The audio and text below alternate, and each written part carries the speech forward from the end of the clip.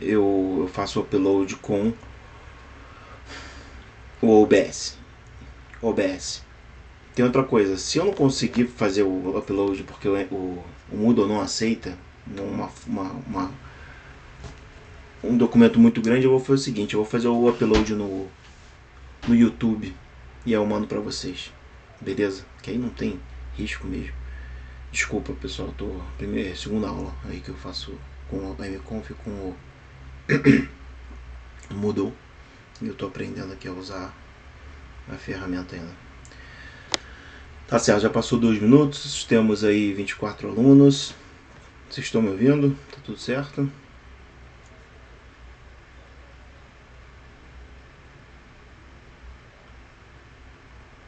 Tudo certo, então vamos lá. Se tiver alguma dúvida, só se vocês puderem me ajudar ligando o áudio para falar alguma coisa, se estiver errado me avisa, porque realmente eu não vou ficar olhando o Moodle. Se estiver falando baixo, tiver algum problema técnico, só avisar. Alguma questão também, né? Se tiver alguma pergunta, alguma coisa que não ficou muito clara, vocês me avisem.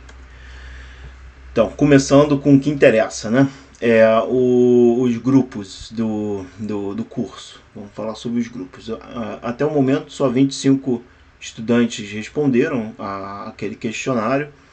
Então, só 24 alunos têm grupo, porque o último eu decidi escolher o último para não ter grupo, o último que respondeu, porque para deixar justo, né? O último que respondeu, infelizmente, não conseguiu entrar no grupo que sobrou aí, né? Mas os outros 24 tem grupo já. Das respostas eu botei numa metodologia para transformar os números de 1 a 5 em interesse, né, mútuo do grupo. E o maior interesse do grupo é Thermal Energy Storage, com 18% do interesse, Hydropower, com 16%. Eu só vou ter uma aula de Hydropower hoje, mas vou tentar ver se eu supro a necessidade de vocês. Batteries, 15%. Ultracapacitors, 9%. Compressed Air Energy Storage, 9%. Hydrogen, 7%. Biomass and Biogas, 6%. Fossil Fuel, 6%. Pump Storage, 5%. Cryogenic Energy Storage, 4%. E Other Mechanical Energy Storage, 4%. Agora, a aplicação, temos aí 13% Smart Grids, 12% Long Term Energy Planning, transporte 12%, Grid Energy Storage 12%, Innovation and Patents 11%, Energy Storage Economics 10%, Demand Side Management 8%, Off-Grid Energy Storage 8%, Computation Modeling 8%, Hourly Energy Prices 4%, e Regulation, Energy Storage Regulation 2. No caso, no Brasil não existe Energy Storage Regulation, mas claro que existem vários outros países com regulação que a gente pode, até a falta de regulação no Brasil a gente pode falar, né? Vamos lá. Energy Storage Preference, Focus and Language. A língua, o foco pessoal, 64% pediu foco aplicado, 36% foco teórico. Então eu decidi fazer um balanço parecido com isso nas aulas. Em relação à língua, 47 pediu português, 53 português, o inglês ganhou, mas aí como a aula em português, eu vou continuar dando aula em português, eu vou deixar os slides em inglês. Se acharem que confunde muito, vocês podem avisar que eu troco tudo para português. Mas as aulas, por exemplo, as provas, a apresentação, o projeto, se vocês quiserem escrever em inglês e fazer a apresentação em inglês, sintam-se à vontade. Nos grupos que eu criei, que são esses, eu levei em consideração primeiro a tecnologia, depois a aplicação, depois a aplicação se é Smart Grid, Energy Economics, depois se quer falar inglês ou português para ter essa diversidade. Claro, tentando colocar o máximo de pessoas que querem falar inglês para fazer a apresentação em inglês, né? E depois eu levei em consideração também, a data da matrícula, né? O interesse, vários todos esses critérios foram levados em conta. Eu fiz um cálculo e esse foi o resultado final. Infelizmente não é o caso de todo mundo ter o mesmo interesse, né? Claro, é muito difícil ter a mesma pessoa com o mesmo interesse, mas isso foi mais ou menos a organização que eu pude fazer. E eu propus tópicos onde eu via o perfil das pessoas se encaixaria melhor. O problema é que tem pessoas que o primeiro tópico não foi o tópico que eu propus aí, né? Então, nesse caso, eu dou duas possibilidades para vocês. Ou vocês conversam, entram em um acordo, falam, vamos mudar o tópico, não precisa ser esse tópico, é uma proposta de tópico para o grupo. Vocês podem mudar o tópico. Além de mudar o tópico, vocês podem entrar em contato com outros grupos e mudar de grupo, né? Você fala assim, aqui ó, tô nesses grupos que quer mudar de assunto, não quero muito falar sobre esse assunto. Mas é claro que essa mudança de grupo tem que ser intermediada mais ou menos por mim. Então, agora não faz muito sentido mudar de grupo. Por quê? Porque só tem metade dos alunos responderam o questionário, né? Então, metade dos alunos não tem nem grupo ainda. Né? Então, quando todo mundo tiver grupo, a pessoa que tiver interesse em mudar, manda um e-mail pra mim e fala assim, Júlia, aqui ó, trabalhei com esse cara uma vez, a gente nem se fala direito, o cara é um mala, papapá, não quero trabalhar com ele não, me muda de grupo, pelo amor de Deus. Claro, vou mudar de grupo. E aí eu vou procurar uma pessoa que eu vou ver o interesse, né, que a pessoa falou, eu vou ver que realmente o interesse não está de acordo com o grupo, falo assim, você não quer mudar não, tudo mais, muda. Tá bom? Mas acho interessante também propor e tentar fazer o mais flexível possível e juntar as pessoas que têm interesses parecidos, né? Então esse aí foi o resultado. Alguma pergunta? Alguma sugestão? Então vamos falar sobre hydropower. Hydropower é a tecnologia utilizada para gerar hidroeletricidade com água, e os reservatórios eles são também utilizados para armazenar a água, né? Então a gente está com uma aula aqui de armazenamento de energia. O armazenamento da energia da geração hídrica é feito com reservatórios e armazenando a água no reservatório, né? Então, para a geração hidrelétrica você tem a queda vezes a vazão vezes a aceleração da gravidade vezes a eficiência. A aceleração da gravidade, todo mundo já sabe. A vazão sendo em quilograma, você vai ter por segundo, você vai ter a geração em watts.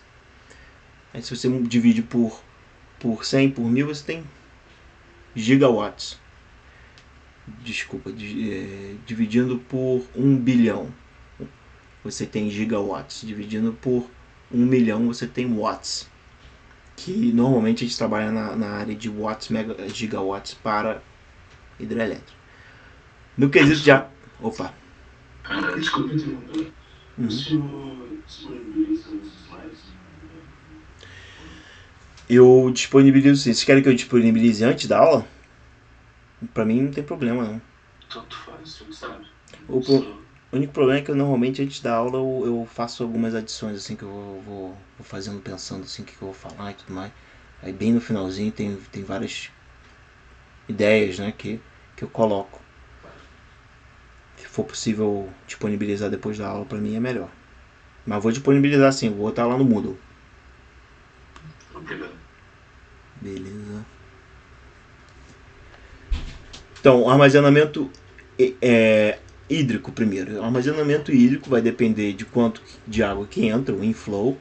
Você tem a vazão de turbinável, que passa pela turbina gerando hidrelétrica. Você tem a vazão que passa pelo vertedouro, que não gera nada de energia, é só para gestão hídrica mesmo, para não extravasar aqui a barragem, ou para você manter um nível baixo o suficiente para segurar alagamento, por exemplo, se tiver muita chuva, para usar o reservatório como um reservatório para diminuir o impacto de alagamentos. E aí você tem mais a água que é evaporada, que você evapora, você tem um dia um vento, muito vento quente, seco, a evaporação aumenta. Se está úmido, a evaporação diminui. Normalmente o Brasil é conhecido como um país com uma umidade muito alta, 70%, 80%, a evaporação nunca foi um problema.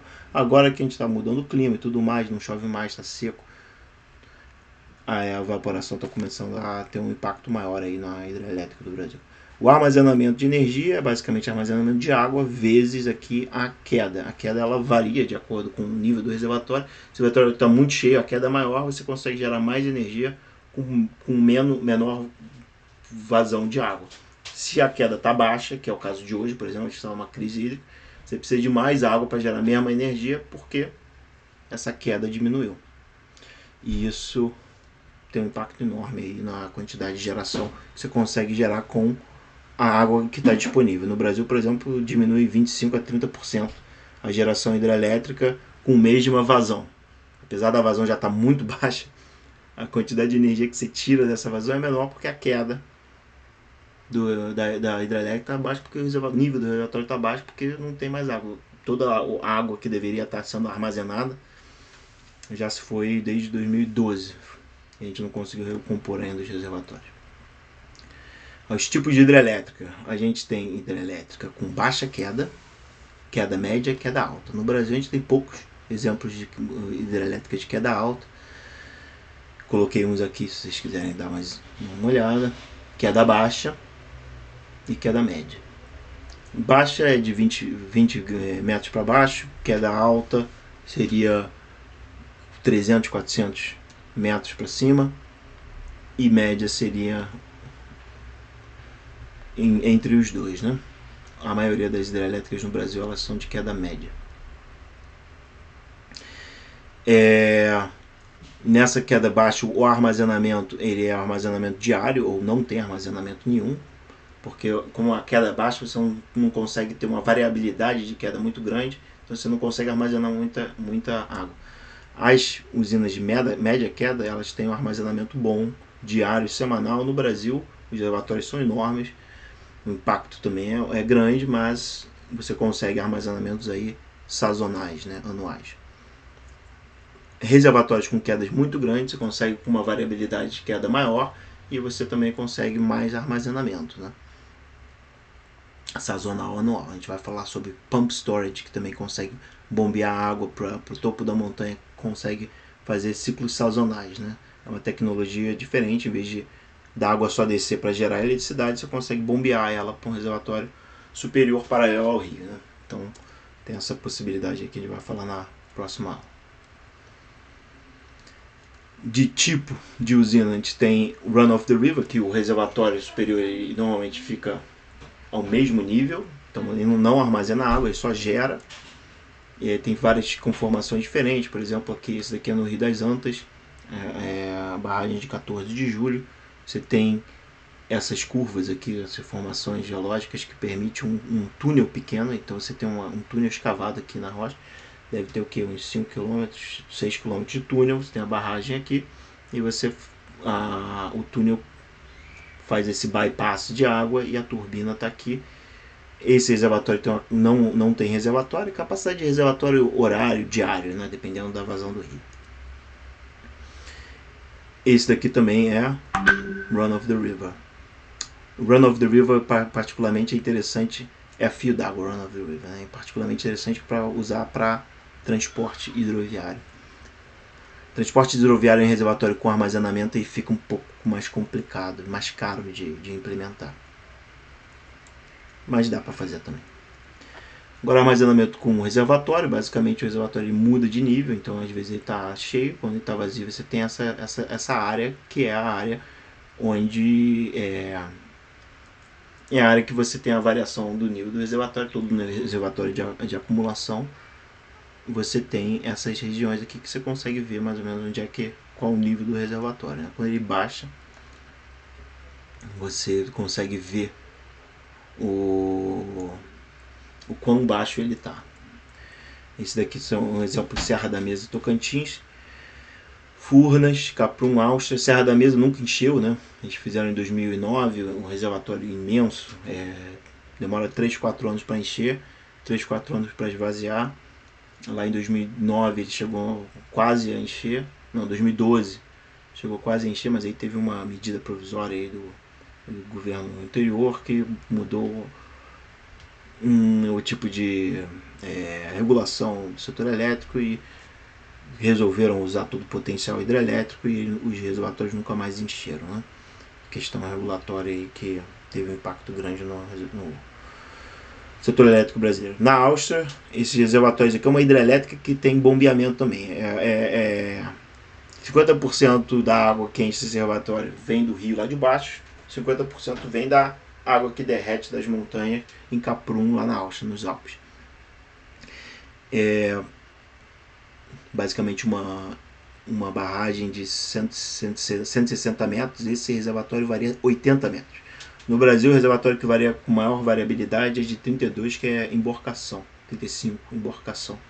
Então, o Brasil tem reservatórios que variam pouco comparado com outros reservatórios em outros países. Por exemplo, na Áustria tem reservatórios que variam muito. Você precisa de uma área pequena, bem pequena, para armazenar muita água, que resulta num impacto menor.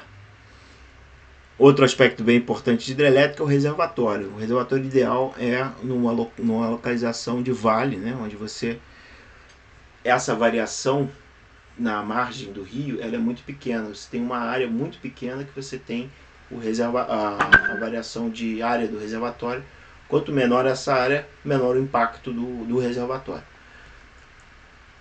No outro lado, se você for ver, por exemplo, esse reservatório ele é construído num lugar muito plano. Então você varia pouco o nível do reservatório. Por exemplo, aqui você vai variar aqui 8 metros.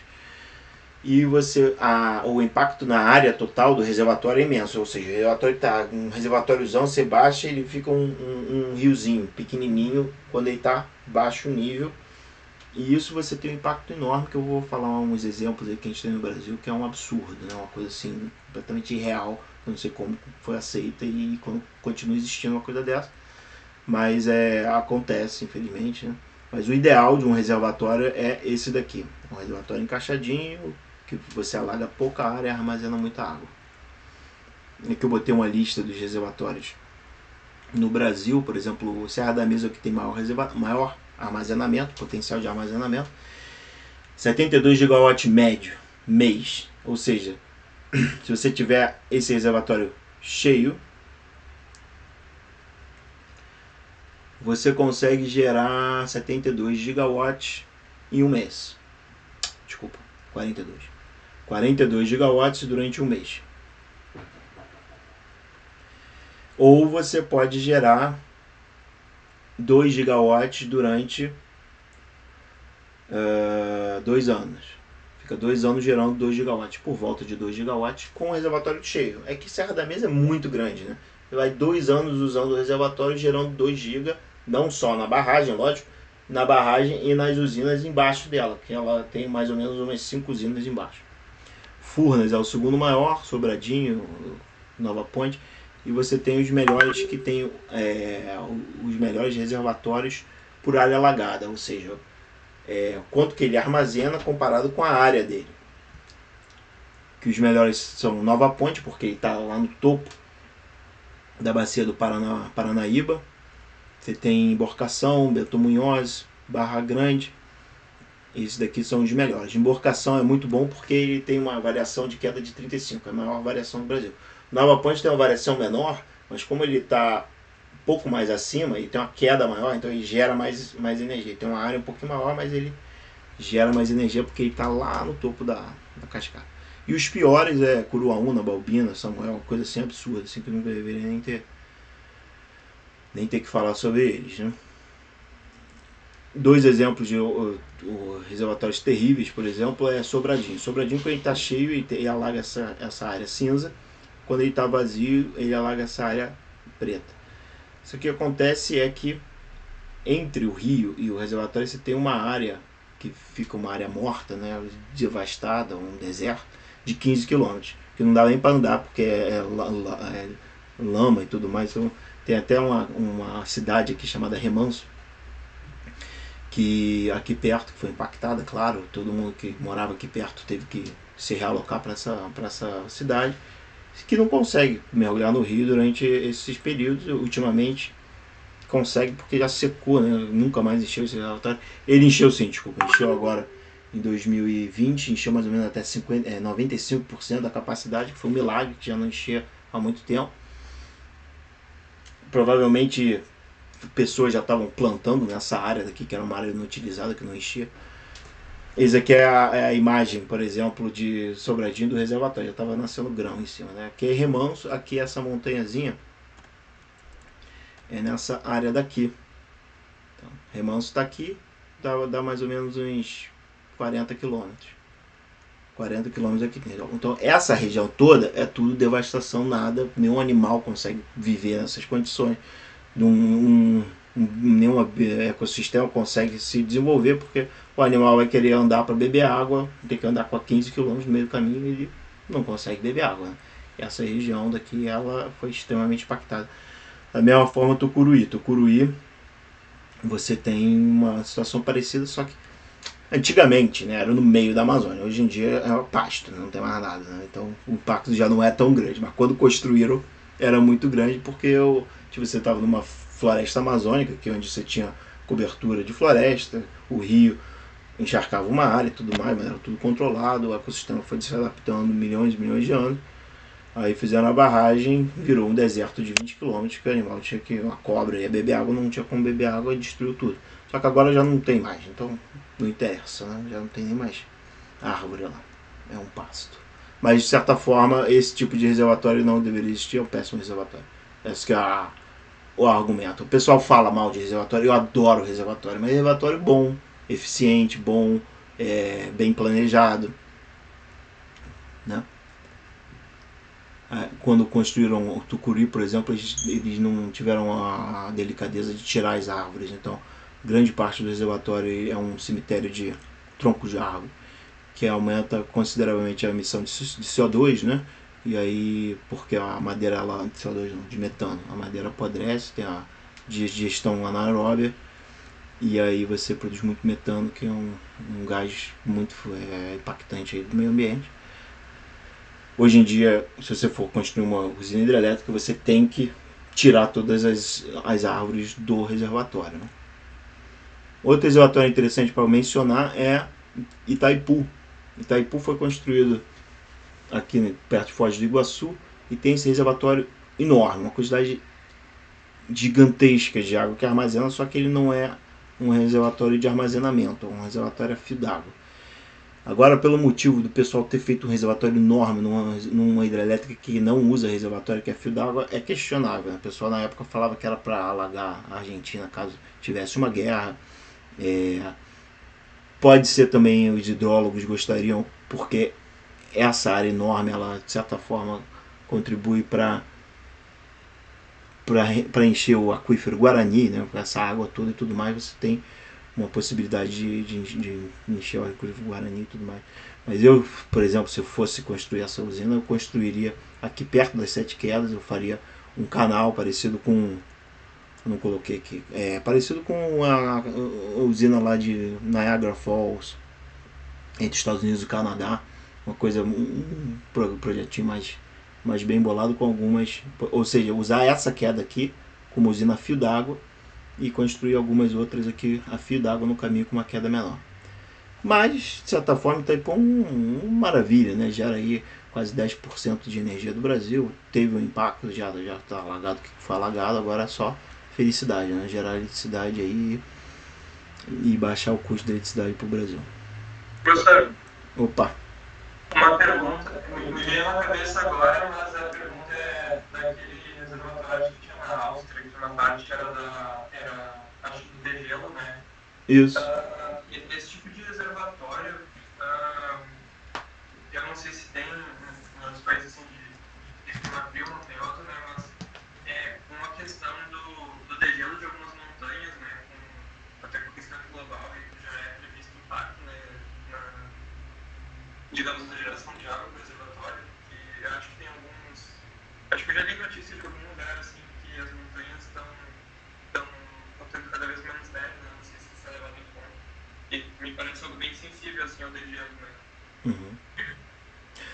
Exatamente, eu tô publicando um artigo agora para Nature Energy, que é Hydro Electric Truck Hydropower. A ideia é pegar caminhões elétricos com bateria, botar um container enchendo num riacho no topo de uma montanha, e um caminhão elétrico sobe com a bateria, né, parcialmente carregada, pega o container e desce, carregando a bateria 100%. Quando ele chega lá embaixo, ele troca com uma bateria parcialmente cheia e sobe de novo e gera hidroeletricidade com o caminhão. E o potencial é incrível, é incrível. É quase que 30, 40% da água no mundo ele vem dessas montanhas. E por que chove tanto na montanha? Por que tem tanta água na montanha? A montanha é como se fosse uma torneira. O que acontece é que a temperatura lá em cima ela fica mais baixa. O ar ele bate na montanha, ele sobe. Quando o ar sobe, a temperatura baixa e isso causa precipitação. Para você ter chuva em qualquer lugar, você tem que ter uma redução de temperatura com a umidade do ar baixar, e com a umidade do ar baixando vai chover.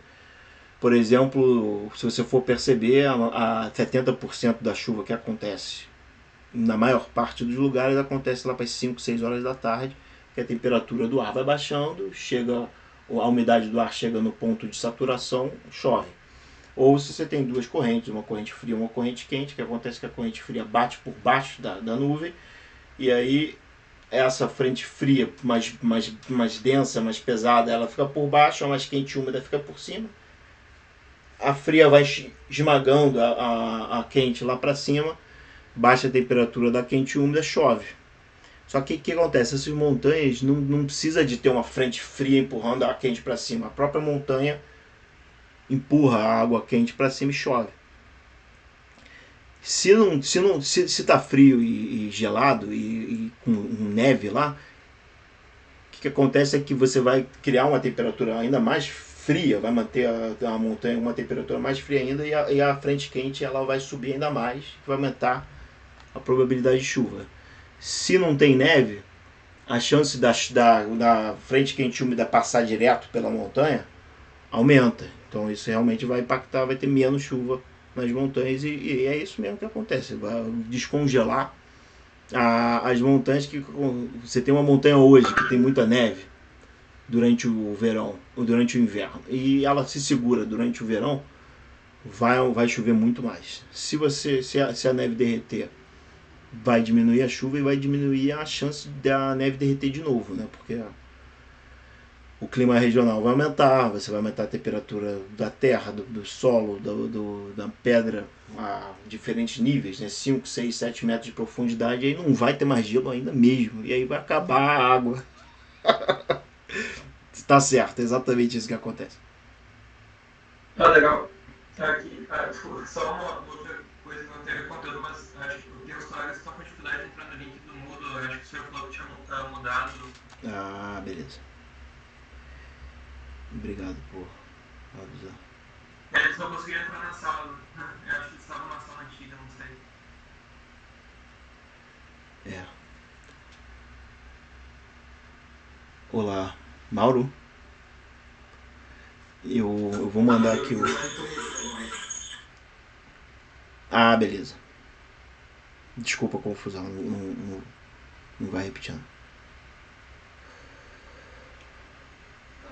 Tá todo mundo aí então? Acho que só o William ali não conseguiu. Eu não sei se tem o link dessa nova. O William tá aqui? É, tá na outra, eu acho.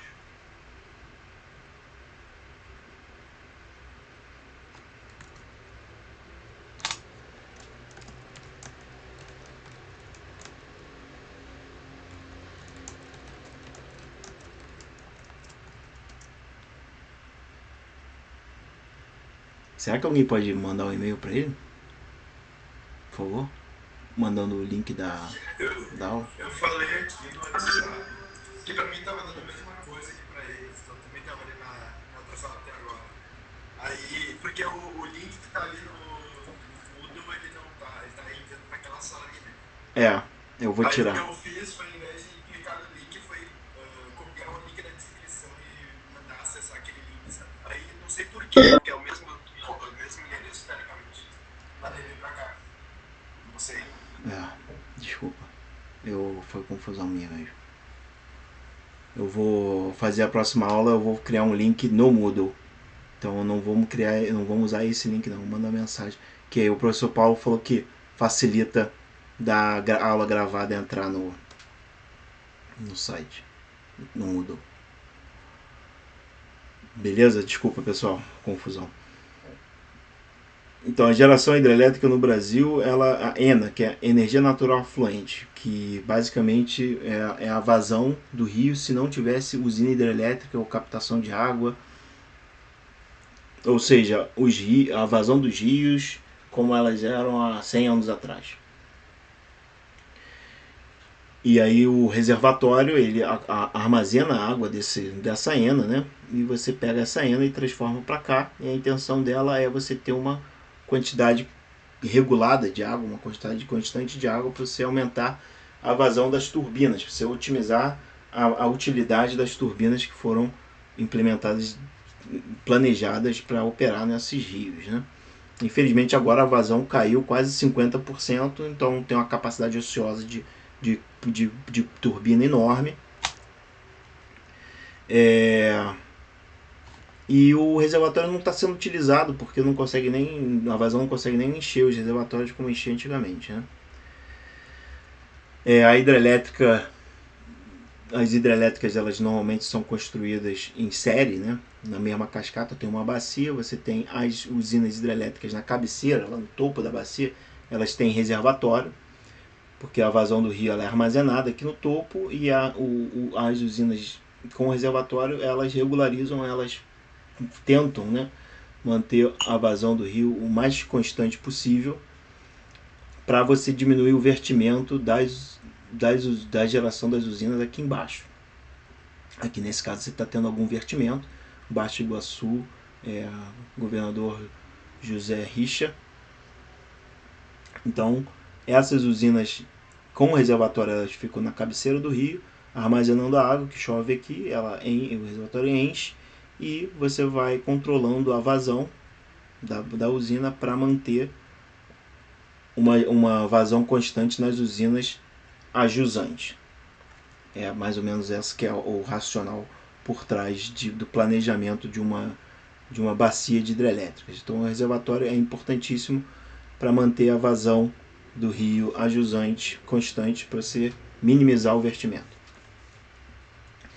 As usinas hidrelétricas no Brasil elas estão posicionadas, a maioria delas, 70% do potencial de armazenamento energético nessa linha daqui, vermelha, que você tem o Rio Grande, aqui você tem o Rio Paranaíba, Rio Tocantins, Três Marias, é o São Francisco, aí você tem Furnas, Três Marias, Emborcação, Itumbiara, aqui é Nova Ponte, aqui é Serra da Mesa. Então 70% dos reservatórios está aqui. Se não chove aqui entre esses reservatórios, o preço da energia, que é o PLD, o CMO, que é o custo marginal de operação, sobe.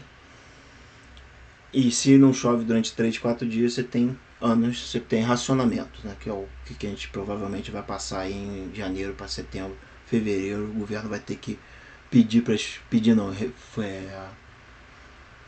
vai ter que fazer alguma medida para baixar o consumo, que não vai ter energia, não vai ter como o Brasil suprir a demanda energética do país, infelizmente, né? A chance disso acontecer é muito alta. E provavelmente vai acontecer sim. Por quê? Porque não chove nessa região, que é uma pena, né? Poderia ser mais distribuído, né? Esse armazenamento, poderia ter mais armazenamento no sul, mais armazenamento aqui, que se não chover aqui, você tem outros reservatórios que poderiam suprir esse déficit de chuva nessa região, mas o sistema aí não foi planejado levando em consideração esse risco, segurança energética, né? Ele foi planejado mais focado no potencial de armazenamento, custo de geração hidrelétrica. Onde é que eu vou construir minha usina hidrelétrica que vai ter um custo menor? Isso eles fizeram muito bem, os planejadores, só que eles não levaram em consideração esse risco, né? Porque o sistema ele é um sistema que é todo interligado, né? E conversa um com o outro e tudo mais. Tem aqui Tucuruí, que tem um reservatório razoável, e Sobradinho, mas elas não são usadas para armazenamento de longo prazo, é mais armazenamento anual.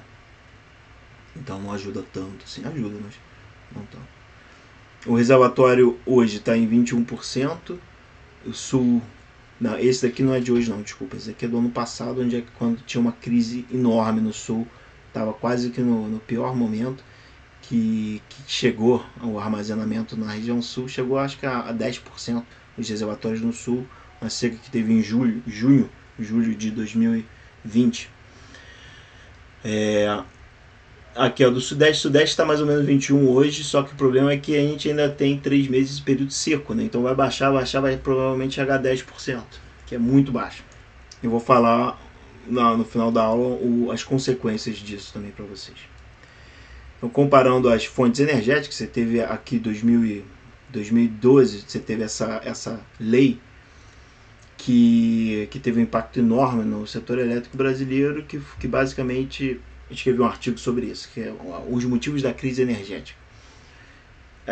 O governo de 2012 achava que esse padrão de chuva ia continuar, e eles pensaram assim, a energia está muito cara, vamos gerar mais hidrelétrica para a gente não ter que ligar as termoelétricas para baixar o custo da eletricidade, e assim a gente consegue se reeleger, né? Ganhar que as pessoas gostam da gente, a gente vai se reeleger. Mas o problema é que teve um problema muito sério, que o ONS ele utilizou o potencial dos reservatórios lá em cima jogando fora. Eles chegaram a verter água na cabeceira para aumentar a geração na ponta nas usinas hidrelétricas na cascata. Então eles jogaram fora energia potencial para justificar uma conta de luz mais baixa. Só que acontece que em 2012 a chuva no Brasil foi alta, foi até uma das mais altas que a gente já teve na história. Só que como a gente usou muita água para suprir essa energia e não ter que ligar térmica para a ponta, o reservatório baixou muito. Desde 2012 ele nunca mais subiu e nunca mais choveu como choveu em 2012. E eu vou explicar o motivo porquê também no final da aula. E aí a geração hidrelétrica também caiu. Antigamente gerava 90% de energia, agora gera só 70%. As termoelétricas taparam um pouco o buraco em 2014 e 2015. A eólica aumentou muito, a solar também vem aumentando. A solar, a gente não consegue ver um dado solar bom na geração centralizada, porque a maior parte dela é descentralizada, né? É o teto das fábricas, das indústrias, das casas. Se você for comparar a geração de 2016 com a geração de 2021 hoje, por exemplo, domingo agora, a demanda de domingo ela está quase a mesma demanda de madrugada, às 4 horas da manhã, é quase a mesma demanda das 10 horas da manhã hoje. Por quê? Porque a geração solar está tapando esse buraco. É o famoso curva do pato. A gente fala curva do pato da geração solar, faz um buraco durante o dia da geração centralizada. Isso já é uma realidade hoje no Brasil. Mas essa solar ela não é contabilizada na geração centralizada. Então é difícil de colocar nesse gráfico. Esse gráfico, a solar ela é pouco representada, né, na geração. Em um artigo eu publiquei em 2015, eu disse que o Brasil tinha um ciclo de climático ou econômico que causava eu fiz um histórico das crises energéticas que a gente teve, 2024, 1924, 38, 50, 63, 96, as piores crises, eu descrevi elas. E a vazão das principais usinas, por exemplo, Ilha Solteira, aqui, Sobradinho, as grandes usinas hidrelétricas, elas têm um padrão aqui de 10 em 15 anos, ela sobe e desce, sobe e desce. E esse artigo eu falei que era devido a motivos climáticos, mas agora eu descobri que não é a forma com que o setor elétrico faz a gestão da energia no Brasil. O problema é que quando os reservatórios estão muito baixos, o setor elétrico ele se esforça para encher os reservatórios e aí o reservatório enche, e o que acontece se o reservatório cheio acarreta em mais chuva, que eu vou explicar para vocês por quê.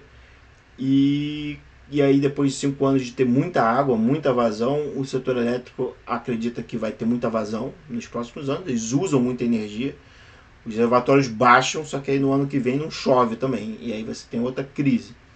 E aí o que acontece é que eles se esforçam para recompor o reservatório recompõe, e aí usa de novo, um ciclo vicioso que acontece aqui. O problema é que o pessoal esquece, né, que se esvaziar o reservatório não chove. E aí lembra, aí esquece, aí lembra, esquece. Então é uma questão mais socioeconômica do que climática. Esses sobe e desce que eu vou explicar aí durante a aula. Esse gráfico mostra a capacidade total de armazenamento, que vai aumentando ano a ano, com construção de usinas hidrelétricas, com reservatório. Essa daqui é a demanda de energia. A demanda de energia teve uma baixa enorme aqui durante a crise energética de 2001. A demanda baixou mais ou menos 20%. A regulação na época falou, fez uma demanda que todo mundo deveria baixar 20%. Até as pessoas, os donos, no nível residencial. Você tem uma conta de luz na sua casa, você tinha que baixar 20% da sua conta, senão você tomava uma multa muito grande. Se no mês que vem a sua conta de luz for 20% maior, não for 20% menor do que a sua conta do mês passado, você vai tomar uma multa grande. E aí todo mundo baixou, realmente teve uma redução enorme na demanda de energia e o reservatório conseguiu se recompor. Aqui 2012, que eu falo para você, 2012, o reservatório foi lá para baixo, porque jogaram fora o potencial só para não gerar na ponta, e aí ele nunca mais recompôs, né? Ficou aqui sambando aqui bem embaixo. Ele costumava encher muito, esvaziar e tudo mais, com uma geração hidrelétrica grande. Aqui ele sobe e desce um pouco com quase nada de geração hidrelétrica, né? Então a vazão no total também baixou. Esse aqui é o Covid, o impacto do Covid na geração. Baixou aí 15% durante o Covid, mas agora já voltou a todo o gás. Um problema, né, que a gente tem é que a capacidade de armazenamento não aumentando, ela diminui o quanto que você consegue. Se você for comparar a capacidade de armazenamento com a capacidade desse armazenamento suprir a demanda, ela vai baixando, porque a demanda de energia vai subindo, a capacidade de armazenamento não sobe, e aí que acontece que a gente fica com essa dificuldade aí de não poder contar com armazenamento. Apesar do reservatório estar tudo vazio, se eles estivessem cheios também não seria ótimo, claro, mas eles tá piorando a situação porque a gente não constrói mais reservatório, né?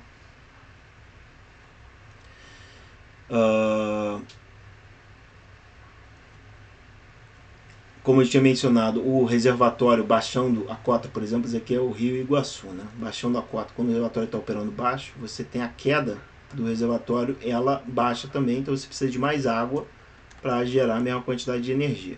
Comparando diferentes usinas, por exemplo, Tucuruí, quando está cheio e vazio, você tem uma diferença de geração de 34%, ou seja, você precisa de 34% mais água para gerar a mesma quantidade de energia comparado com o reservatório cheio. Sobradinho, a diferença é 44%, Três Marias, Serra da Mesa 36%, Três Marias 46%. Então cada reservatório tem uma diferença.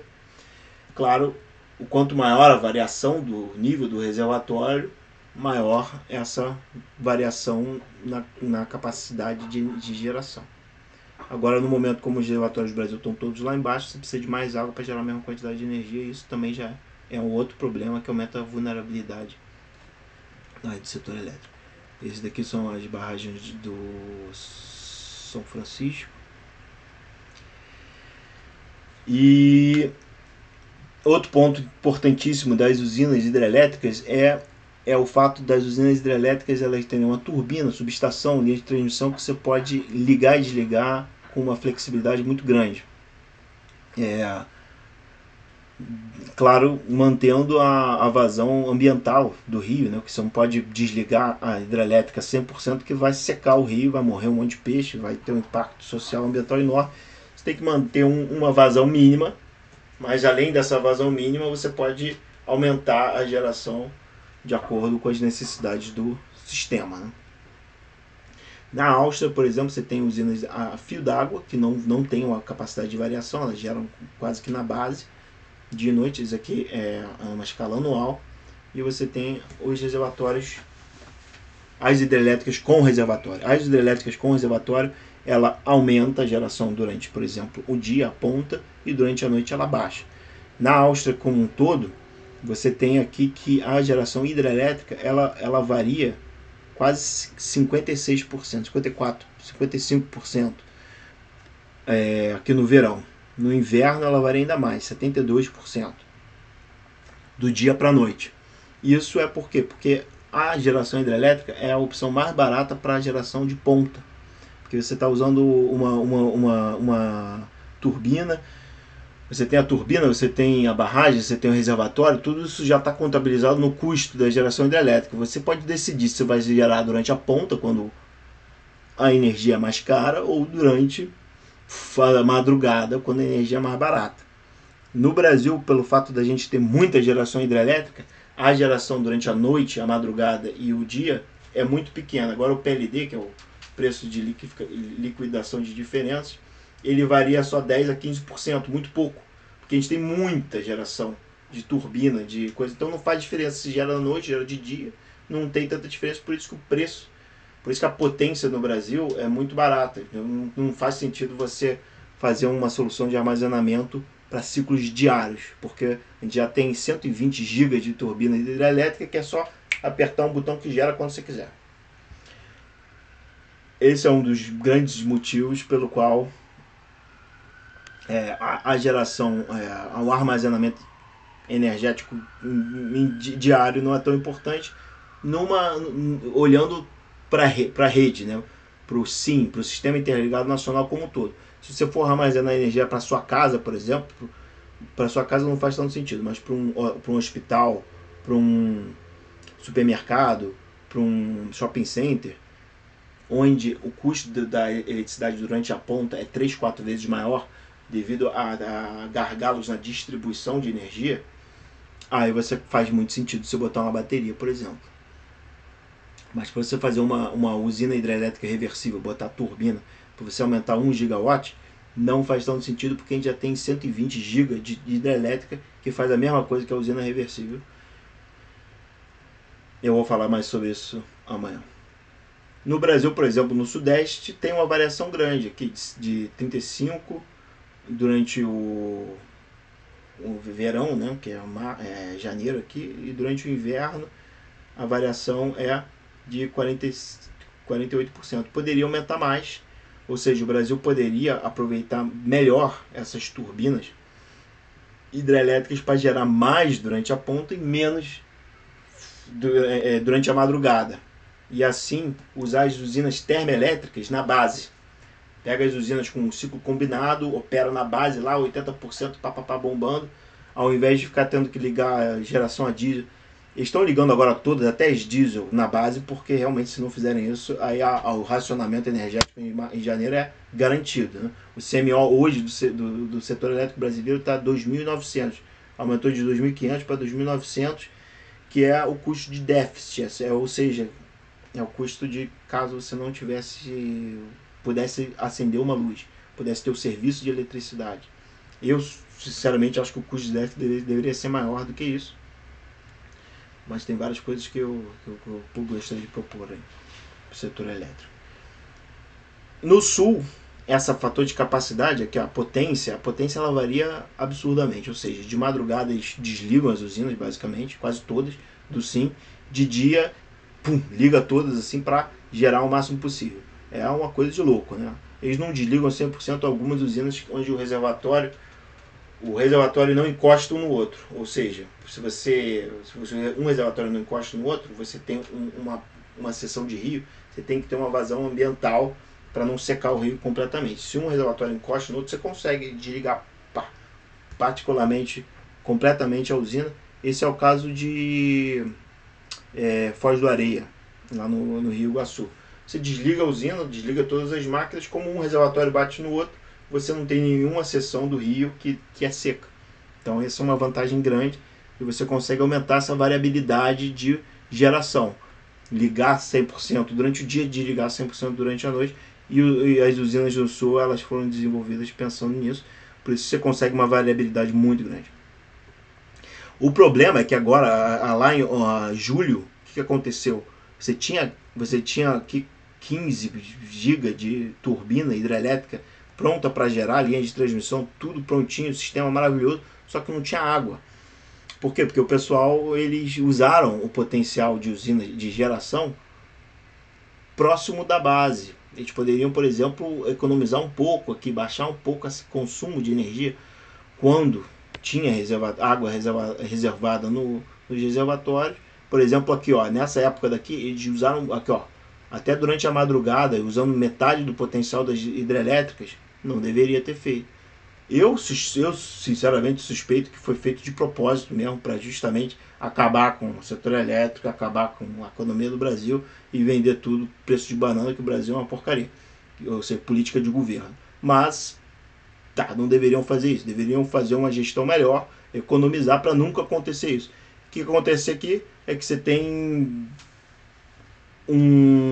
3 bacias cheias de hidrelétrica sem água para operar. Isso é um custo enorme para o setor elétrico brasileiro. Ou seja, 1 gigawatt aqui, 1 gigawatt que seria uma usina reversível, seria aqui, ó, quase 10% dessa quantidade enorme de usina hidrelétrica que já existe. Uma possibilidade de se resolver esse problema para nunca mais ter, mesmo se você tem uma seca enorme, é construir mais reservatórios, que eu vou falar na aula que vem, que é a usina hidrelétrica reversível. Ou seja, quando você tem água, você bombeia, enche um reservatório paralelo ao rio, que tem uma área alagada pequena, consegue armazenar muita água em pouca área, e aí você armazena, e aí durante o período de seca você tem água lá para gerar durante a ponta durante 3 anos, se você quiser, né? Também tem essa coisa, se você quiser. Se você não quiser, você seca tudo e aumenta o preço da energia e acaba com a economia do Brasil. Também pode fazer isso, se quiser, né? Porque provavelmente acontece de vez em quando. Outra questão interessante é o múltiplos usos da água. A água também não é só utilizada para geração hidrelétrica. Por exemplo, aqui no Paraíba do Sul, no rio reservatório de Paraibuna, que supre a demanda de água de São Paulo, do Rio de Janeiro. Você teve um momento aqui em 2015 que acabou o reservatório, né? O reservatório foi usado aqui em 2012, naquela época, usou todo o reservatório, ele não encheu, não conseguiu encher, e aí em 2013, 2014, por necessidades hídricas e de geração elétrica, a água acabou e teve racionamento de água. O Rio de Janeiro passou um aperto muito grande, não tinha água para abastecimento da população, foi uma crise absurda. Então sempre é bom você operar suas bacias, seu reservatório, de 100% a 70%. Não tem motivo nenhum de passar 70%. Caiu para 60%, fala assim, não pessoal, que isso? Está 60%. Aí se você não tem cuidado, né, com planejamento, com coisa, você deixar cair a 30% já deveria ser considerado uma coisa absurda, uma coisa completamente inaceitável. Mas isso também vai de planejamento, né?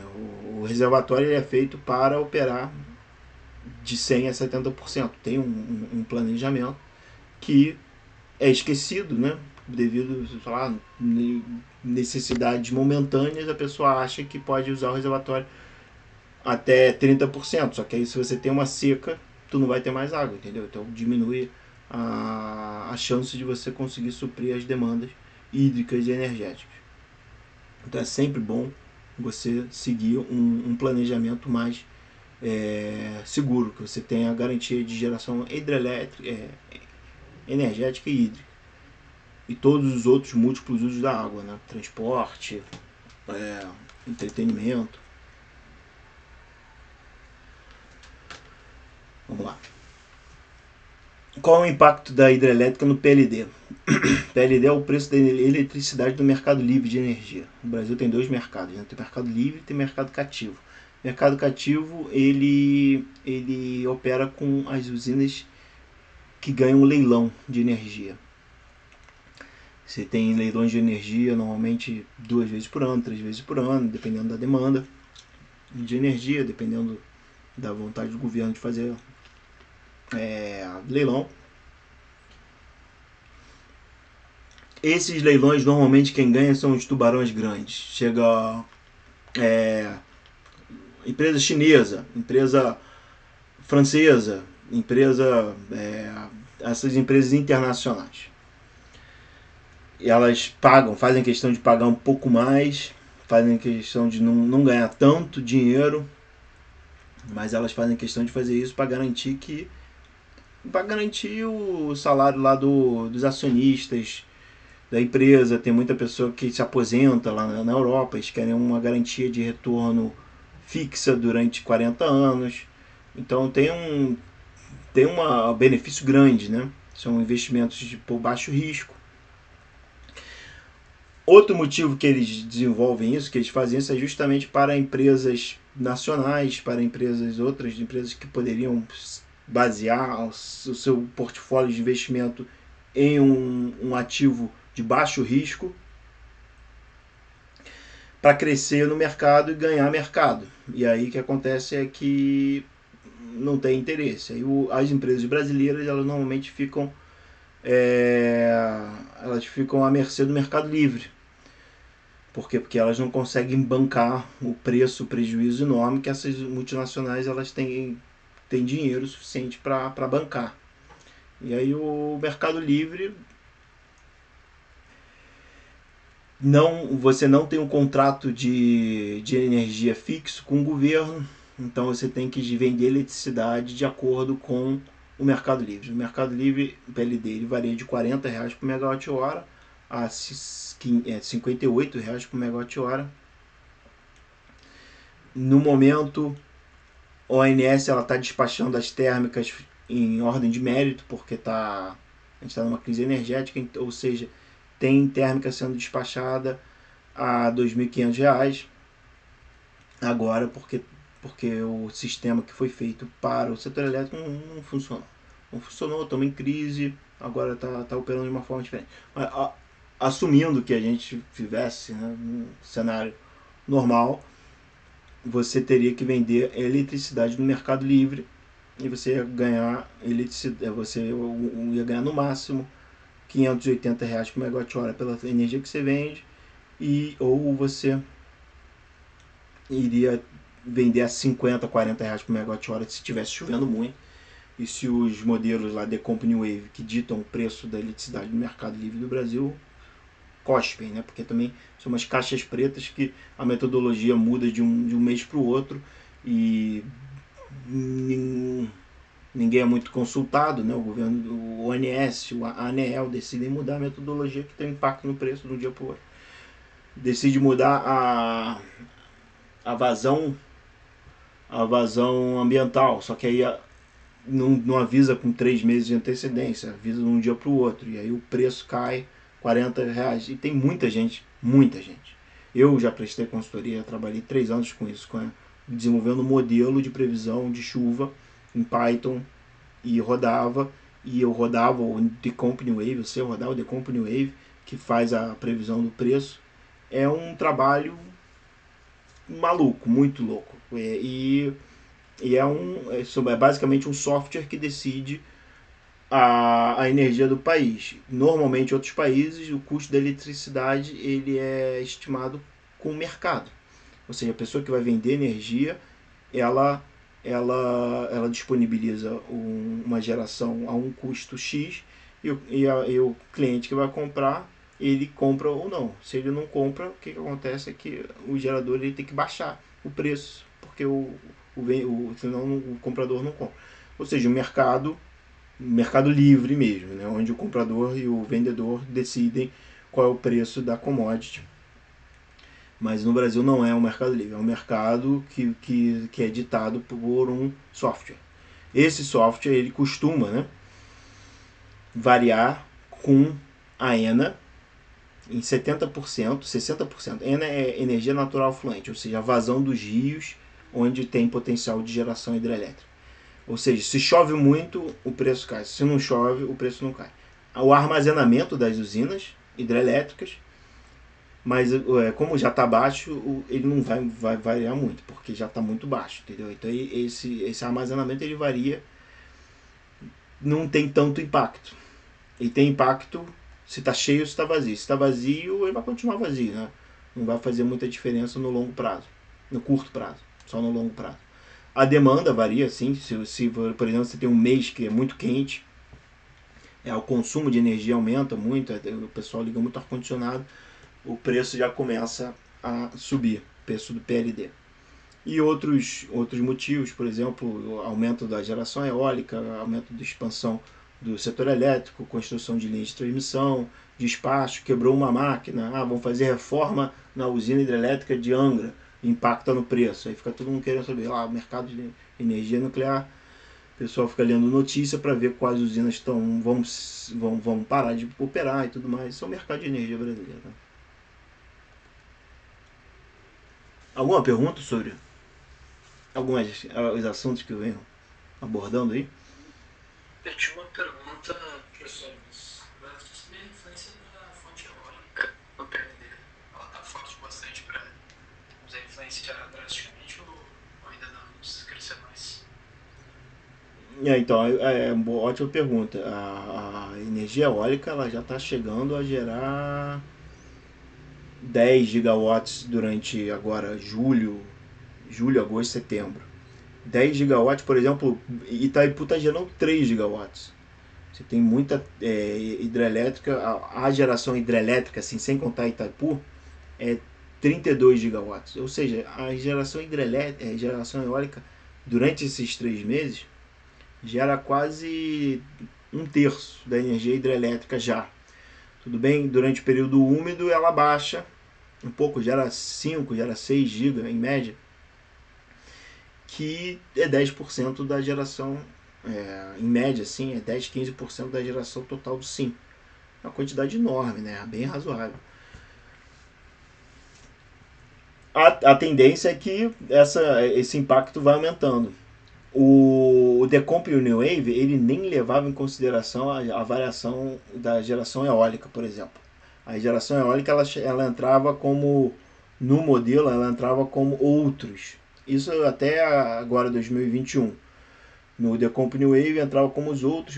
A Petrobras fez um projeto de P&D grande, gastaram 30 milhões de reais para justamente fazer essa inserção da geração eólica e foi incluído agora uma metodologia diferente. Eu já não trabalhava mais com o Mercado Livre, então eu não sei exatamente como é que a eólica está entrando no Decomp e no New Wave. Antigamente ela era bem marginal, assim, era como se fosse a demanda, não tinha previsão. Só que agora o preço agora é do PLD horário, você roda o D100, né? Antes de 2021, ou seja, 2020, o preço da eletricidade no Brasil ele variava de semana para semana. Semana choveu, aumentou. Semana não choveu, diminuiu. Semana o pessoal consumiu muita térmica, aumentou. Consumiu muita energia, baixou. Agora é horário, mudou. Agora o PLD, o preço de liquidação de diferenças, é horário. E aí agora a geração eólica realmente vai provavelmente começar a ter muito mais impacto. O ONS provavelmente está aprendendo também a usar esse modelo horário. Eles vão aprendendo assim na marra, né? O pessoal reclama, fala, não está funcionando, papai, tem um monte de gente reclamando, e começam a fazer alguma coisa. Que também não dá para julgar muito, que a ONS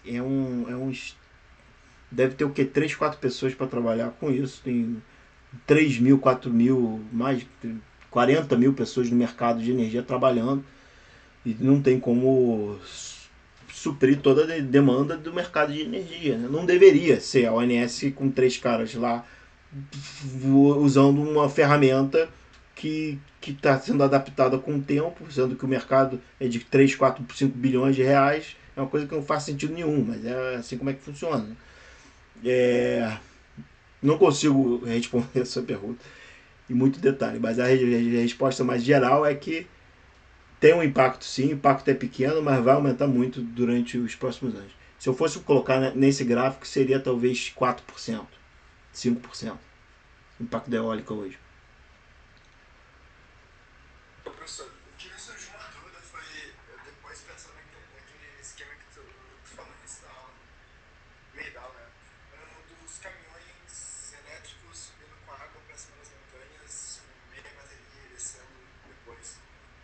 que isso seria algo que seria bom energeticamente?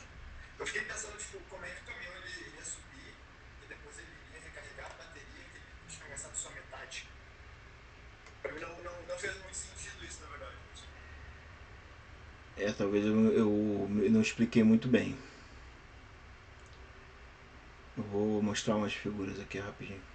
Porque não deixa de ser hidrelétrica, né? Tá no tema da aula.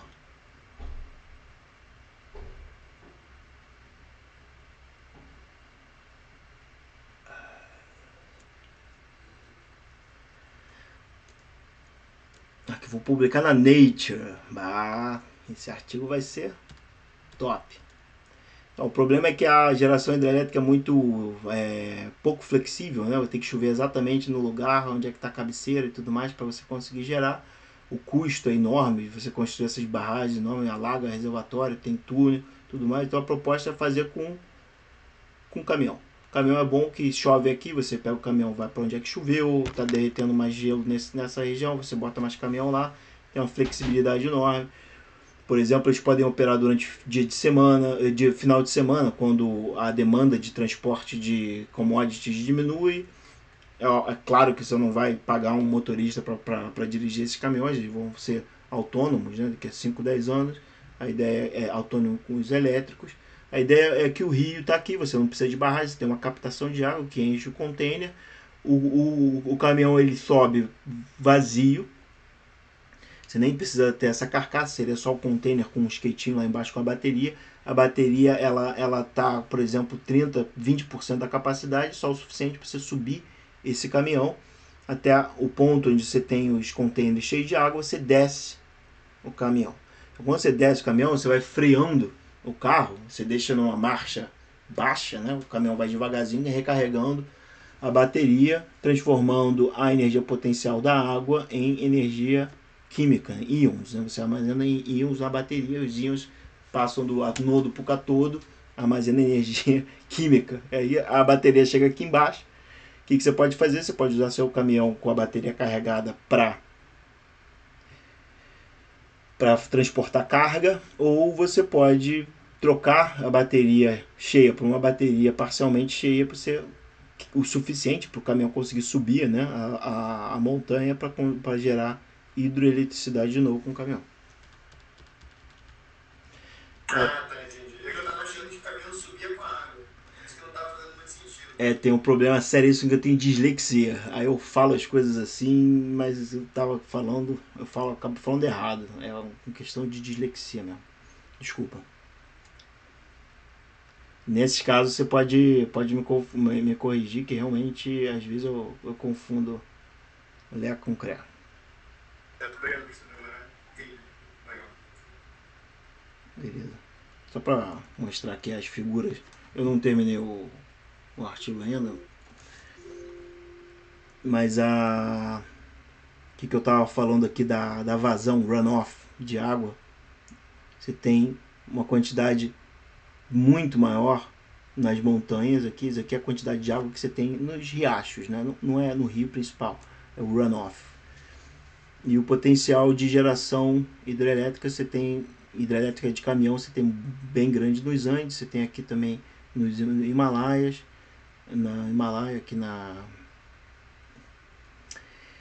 isso aqui não é... Isso aqui, Papua Nova Guiné.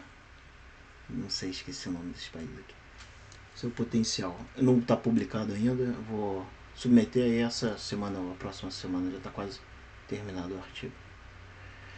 Outra coisa, que você for ver esse gráfico daqui, você consegue ver causa e consequência, qual linha que tá causando a outra linha e qual é a consequência, qual é a linha que está sofrendo a consequência da outra linha? Difícil, né? Se eu for colocar, você vai ver que aqui é a vazão, a ENA, das hidrelétricas, e aqui é o armazenamento, ou seja, a quantidade de armazenamento que você tem nos reservatórios. Agora você vai saber se é a chuva que está enchendo o reservatório ou o reservatório que está causando a chuva, né? Essa que é a pergunta, que eu também escrevi um artigo Se você for ver nas outras regiões é parecido também. No Nordeste, quando o reservatório baixa, a chuva baixa. Quando o reservatório sobe, a chuva sobe. Ou será que é o oposto? Não teria como o reservatório ficar baixo tanto tempo e a chuva ficar baixa tanto tempo também, né? Não faz tanto sentido. Por que fica 5 dias, 6 anos sem chover e quando o reservatório está cheio chove? Então, será que é a chuva que está impactando ou é o reservatório que está impactando? Aí eu fiz um artigo, né, mostrando que a tese, né, do artigo é que quando os reservatórios estão cheios, a umidade da bacia, do solo, aumenta, que aumenta a evaporação, que baixa a temperatura da bacia, aumenta a umidade relativa do ar. E quando você tem uma frente quente, úmida, uma frente fria passando na região, chove. Do outro lado, se você tem os reservatórios baixos, a umidade do solo baixa, que abaixa a evaporação, que aumenta a temperatura, permite a temperatura da bacia aumentar, e que reduz a umidade relativa do solo, também diminui a probabilidade de precipitação. Quando você tem... Opa! Por esse motivo também é melhor não deixar o reservatório abaixo do nível, porque também vai ser mais difícil de encher. Exato. Que acaba que você desce o reservatório, para de chover e não enche. Exatamente. Por isso que a gente vai ter crise energética, racionamento em janeiro. Só que esses dados daqui eu estou ensinando para vocês. O pessoal do setor elétrico não sabe. Isso aqui eu estou escrevendo artigo, é um conhecimento novo. Vocês estão aprendendo de primeira mão um conhecimento que infelizmente não foi disseminado ainda, né? Então, provavelmente algumas empresas sabem, mas tudo fica no conhecimento interno da empresa e tudo mais. Não passa para o público, não é um conhecimento público. Como é que eu fiz esse estudo e posso comprovar isso? Eu peguei dados da usina hidrelétrica de Furnas e de 10 outras usinas hidrelétricas. Dados de reservatório foi muito difícil conseguir. Acho que de cada usina demorei 2-3 anos, abri aí com quase 2.000 documentos procurando algum documento que tinha esses dados, porque Furnas não quis dar, nenhuma empresa que tinha os dados, ou não tinha, mas tinha que ir na biblioteca pegar, ou por má vontade mesmo, não queria dar os dados. Eu consegui achar os dados desde 1964 até 2002. Eu comparei o nível dos reservatórios, que é em azul, com a vazão natural afluente, que é uma vazão que é calculada, estimada, assumindo que não tem nenhuma hidrelétrica montante variando o nível a vazão do rio. A metodologia que eu usei basicamente é comparando o nível do reservatório em outubro com a vazão do rio nos próximos 6 meses, que é o período úmido, que é novembro, dezembro, janeiro, fevereiro, março, abril, 6 meses depois de outubro. Então eu queria ver basicamente qual o impacto do nível do reservatório no menor ponto do ano, qual o impacto que esse nível vai ter na vazão nos próximos 6 meses. E basicamente eu fiz essa análise, que é uma regressão linear, e mostrou para todas as usinas que quanto mais cheio o reservatório, maior vai ser a vazão dos próximos 6 meses. Tem alguns pontos fora da curva, que deve ser um El Niño forte, uma laninha forte, que a laninha diminui, né, a vazão. O El Niño forte, por exemplo, aqui é 2016, provavelmente, não sei, ou 1996, que aumenta muito a vazão. Mas de uma forma geral, o impacto é de aumentar. Na verdade, se você for comparar, se o reservatório estiver vazio com o reservatório estando cheio, a vazão da hidrelétrica dobra. Se você for ver o índice R, né, que é basicamente R ao quadrado. O índice R ao quadrado, ele diz qual é a chance de existir uma causa e efeito com esses dados, e o R ao quadrado é 30%. Ou seja, essa metodologia mostra que 30% do impacto da vazão do rio é o reservatório que está impactando. É claro que tem 70% de outras coisas, mas o impacto do reservatório é enorme na vazão do rio. Eu fiz para as outras bacias, Furnas, Três Marias, Emborcação, Serra da Mesa, Jurumirim, Nova Ponte, Sobradinho, Paranaíba, lá no Rio, Paraíba do Sul. E o resultado é basicamente o mesmo. Quanto mais vazio o reservatório, menos água. Quanto mais cheio o reservatório, mais água. E aí no próprio artigo eu fiz uma proposta lá para a ONS que ela deveria encher, por exemplo, o Jurumirim primeiro, no Paranapanema. Por quê? Porque o reservatório é pequeno e a contribuição em geração hidrelétrica, a comparação entre o aumento na geração e quanto a energia que você vai ter que conservar para permitir que o reservatório enche, é o maior número, ou seja, você vai gerar mais energia pela água que você conservou. Então enche primeiro Jurumirim, Três Marias, Sobradinho, Furnas, Emborcação, Nova Ponte, Serra da Mesa e Paraibuna. Eu publiquei esse artigo ainda não, ele está em análise agora, mas eu convidei os dois membros do ONS, que é o Dorel e o Sidney. Eles são da comissão... É porque ninguém vai ler esse artigo, né? Tu tem que... vai escrever um artigo científico, quer ter impacto, você tem que chamar a pessoa que vai fazer a decisão, né? Para participar do artigo, para ele ler o artigo, senão eu não lê. Então talvez, né, agora que eu convidei esse pessoal do ONS para escrever o artigo, ele leva isso em consideração. Itaipu, esse é outro artigo que já tinha publicado antes, que levava em consideração a construção. Esse daqui é a operação dos reservatórios, né, do dia a dia, mês a mês. Esse aqui é da construção das hidrelétricas. Eu fiz uma metodologia um pouco diferente, que mostra que quando você constrói uma hidrelétrica no lugar, a umidade relativa do ar ali aumenta, então você tem mais chuva naquele lugar. Você aumenta a chuva no lugar, você diminui a chuva no entorno. Então eu fiz uma metodologia que é essa linha vermelha, que mostra o resultado dessa metodologia, e a linha azul seria a média de 9 anos, running average, né, da vazão de Itaipu. E a metodologia sugere que a vazão de Itaipu aumentaria com a construção dessas usinas. A de Barra Bonita ia comportar dessa forma, que de certa forma faz sentido.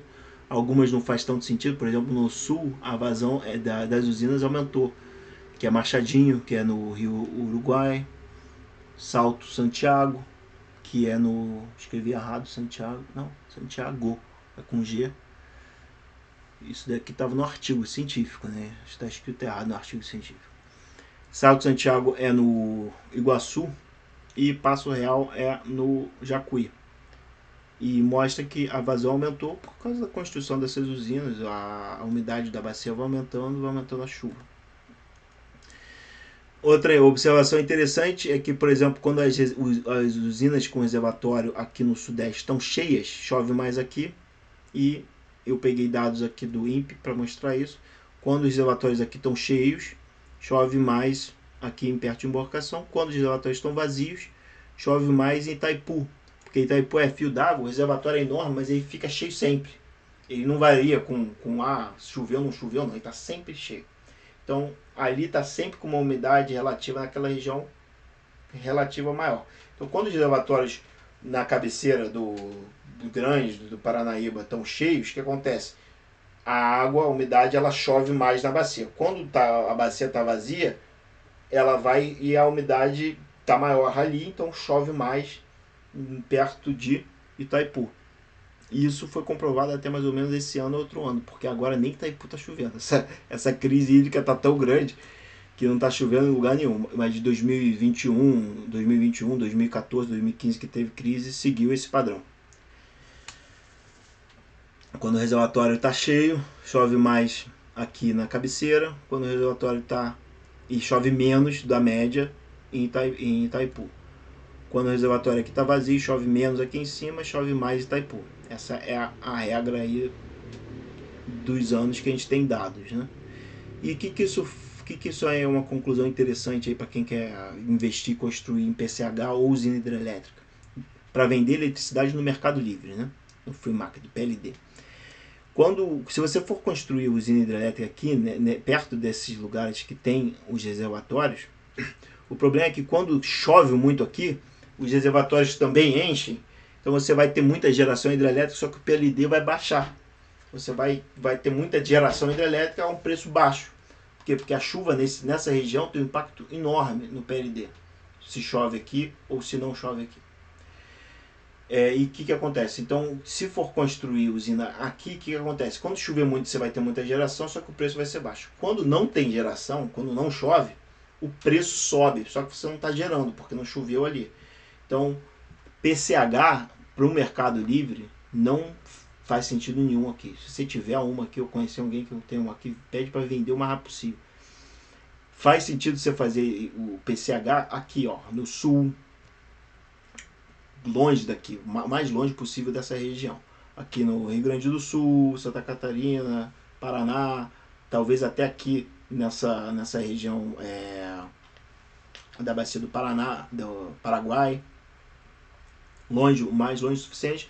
Por quê? Porque nessa região daqui, ela não é que quando para de chover aqui, os reservatórios estão vazios aqui, chove mais aqui em Itaipu, de uma forma geral, né? Então, quando o reservatório aqui está baixo e o PLD sobe, vai chover mais aqui embaixo. Essa é uma regra, assim, de uma frequência. Então, fica a dica aí para vocês que forem construir uma hidrelétrica ou uma PCH no Mercado Livre, construir aqui nesse lugar, porque quando aqui está vazio, chove mais aqui, e quando está vazio aqui, o PLD é alto.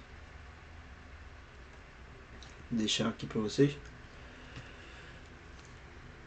Tem mais meia hora, eu vou falar sobre uma tecnologia aqui que eu também publiquei num artigo em 2017, interessante, quando eu fui lá para a Áustria. E é interessante que vocês estão fazendo engenharia mecânica, né? Eu vou comparar a usina de Santo Antônio com a Movable Heap, que é uma tecnologia que eu dei até entrada em patente, só que quando eu fui lá para a Áustria eu descobri que já existia na Áustria. E aí eu nem dei continuidade na patente, porque também patente é difícil de você conseguir dinheiro na patente, eu já desisti. Eu prefiro publicar o máximo possível e prestar consultoria com quem entra em contato comigo, que já aconteceu várias vezes, do que patentear e é um custo alto, dá um trabalho do caramba e muda a tua cabeça, e mudando a tua cabeça para fazer uma abordagem de negócio, a chance de você conseguir qualquer coisa diminui, até um projeto você não vai conseguir ser aceito. Então eu pessoalmente, para mim não funciona a patente, mas lógico, para empresa grande, tudo mais, que tem advogados bons e tudo mais, e tem muito dinheiro para investir na própria patente, faz sentido. Alguma pergunta em relação ao impacto dos reservatórios no clima? Alguma coisa assim? Outro assunto? Então vamos lá, vamos falar dessa usina. Aqui a gente está falando de usina de baixa queda, bem baixa. Santo Antônio varia mais ou menos de 30 metros para 18 metros a queda. E por que varia tanto? Porque o rio Amazonas é incrível. Eu vou falar um pouco mais sobre o rio Amazonas. E essa barragem ela tem o vertedouro em paralelo à turbina. E aí o que acontece? Você precisa de uma área grande para você conseguir caber tanto as turbinas quanto os vertedouros. E isso aumenta muito o custo de obra, o custo civil, para você construir toda essa espaço para você colocar o spillway e as turbinas. A proposta de tecnologia que eu estava falando é essa daqui, que é a Movable Heap, onde o vertedouro e a turbina elas estão no mesmo eixo. E aí diminui o custo de obra civil, você consegue trazer esses módulos, né, que são módulos de metal ferro que você consegue transportar com embarcações e fazer a instalação. Você vai construir essa turbina longe, então o custo de você fazer essa obra civil lá na Amazônia, onde você não deveria levar pessoas lá, porque você leva lá e as pessoas se multiplicam, e aí já defloresta mais ainda na Amazônia, fica uma bagunça, tudo queima, pega fogo, uma loucura. Então tem muito foco em diminuir o número de pessoas para construção de hidrelétrica. Um dos problemas grandes é levar as pessoas para construir essas hidrelétricas lá. Então fazendo isso você também diminui aí em 60% o custo e a mão de obra necessária para obra civil. A vantagem dessa usina é que também o nível superior, ele basicamente é o nível do rio quando está cheio. um pouquinho mais, talvez 3, 4 metros a mais. Ou seja, a área alagada ela é basicamente a área do reservatório quando está no nível alto. O rio, quando o rio está no nível alto, você fecha. Então, não tem área alagada. É como se você tivesse um impacto mínimo no rio, porque não tem a área alagada. Como é que ela funciona? Ela funciona com o efeito Venturi. O que acontece é que tem duas formas que a água pode passar pela turbina, né? Ela passa ou por dentro da turbina, gerando eletricidade, ou ela passa por baixo ou por cima, aqui. Só que a água que passa por baixo ou por cima, ela vem com uma velocidade muito grande devido à queda, né? E essa velocidade grande do líquido por volta da turbina baixa a pressão, porque quanto maior a velocidade do líquido, você diminui a pressão, você aumenta a diferença de pressão entre a entrada da turbina e a saída da turbina, e você aumenta a queda teórica da turbina, você aumenta a diferença de pressão da entrada e da saída da turbina, não só pela diferença de queda, mas também pelo esse efeito Venturi que baixa a pressão na saída da turbina. Esse tipo de turbina também é chamada de Head Increaser Dam. É porque é uma turbina que aumenta a queda da usina. Alguma pergunta sobre a metodologia? Professor, só uma pergunta. Esse efeito tem a ver também com o formato dela, assim como, por exemplo, o tubo de Venturi tem aquela questão do tubo, né, o formato do tubo, a geometria toda específica, ou essa turbina não tem essa questão toda de geometria? Depois você pode pensar, por exemplo, fazer um morrinho aqui, né? Pode fazer um morrinho que mova, que mude. Eu fiz esse design. Eu botei isso aqui, publiquei o artigo, foi aceito, papapá. Nunca ninguém citou essa porra de artigo. Eu tentei um monte de vezes fazer projeto, acho essa uma ideia maravilhosa e tudo mais, mas não foi pra frente, né? Mas fica aí para vocês, se tiverem interesse, tem um potencial enorme, aí quase 40, 50 gigawatts que você consegue construir lá na Amazônia. Você consegue fazer aqui, ó, você poderia fazer um dispositivo, né, que realmente aumentaria o efeito Venturi. O efeito Venturi acontece com a água que passa por cima e por baixo dela. É claro que dá para otimizar. Isso aqui não, certamente não é o formato mais ótimo para você extrair o efeito Venturi da sua turbina. Mas provavelmente é o formato mais simples. Aqui você também tem um efeito Venturi aqui, né? Que você, a água passa e você diminui o volume, você vai ter uma velocidade maior, que aí diminui o custo da turbina, você aumenta aqui, diminui a pressão aqui do lado, porque você aumenta a velocidade também. Então já tem a turbina em si já tem um efeito Venturi aqui embutido nela. Mas na parte de fora aqui,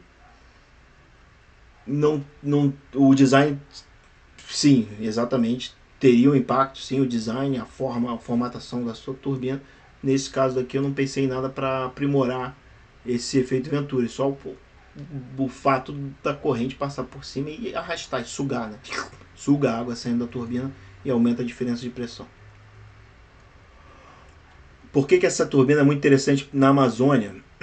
É porque o nível dos reservatórios na Amazônia, não é reservatório, o rio. O próprio rio ele varia 18 metros. Tem lugar que varia 18 metros, 20 metros, o nível do rio varia. 20 metros é o quê?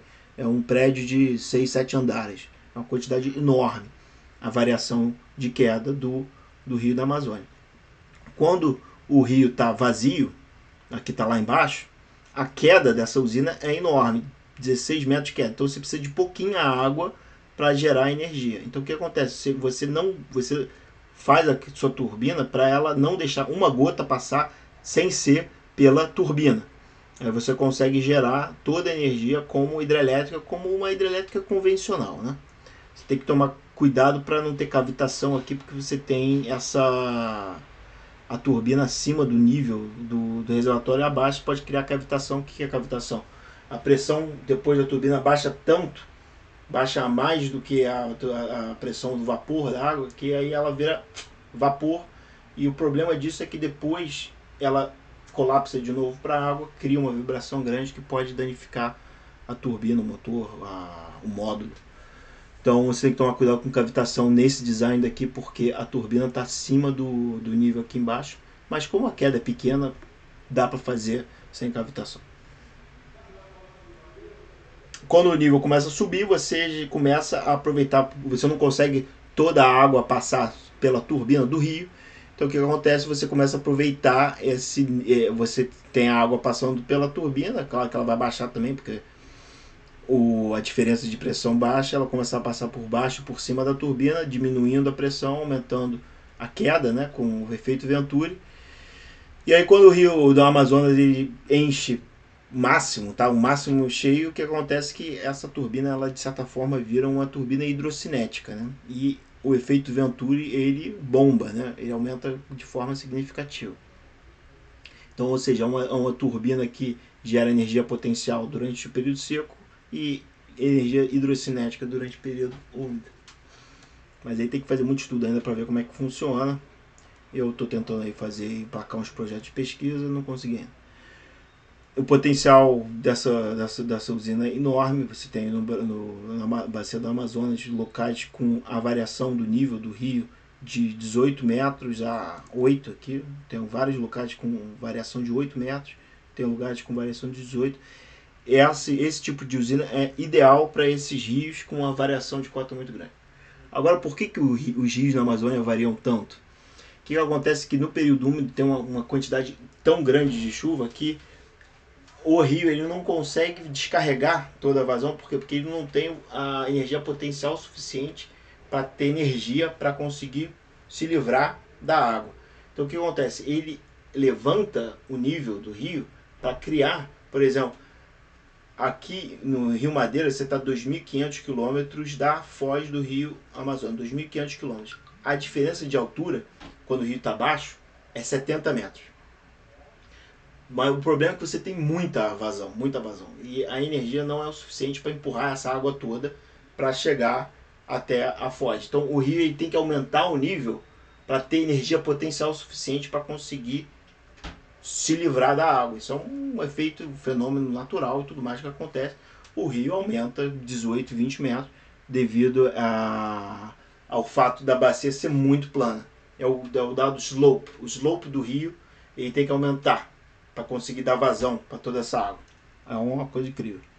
É como se fosse uma lagoa, um reservatório. É como se fosse um reservatório. Enche de água para conseguir se livrar da água. Essa turbina é interessante por quê? Porque a vazão varia muito, mas a queda, essa aqui é a queda. A queda ela é baixa durante o período úmido e ela aumenta durante o período seco. A vazão ela aumenta durante o período úmido e diminui durante o período seco. Essa combinação entre as duas permite essa usina ela ter um fator de capacidade quase 60%, 70%, dependendo da conformação. E ela gera a maior parte da energia tanto durante o período úmido, quando a vazão é muito grande, tanto quanto o período seco, quando a queda é muito alta. Então tem dois picos de geração. Esse aqui é levando efeito Venturi, né? O Head Increaser Effect, efeito Venturi, e esse é não levando efeito. Com o efeito Venturi e sem o efeito Venturi. Sem o efeito Venturi, quando você tem uma vazão muito grande, você gera menos. Quando a vazão é maior, gera mais. Então é um perfil de geração muito diferente de uma usina convencional. Agora, a conclusão da aula, a gente tem que a diversificação das energias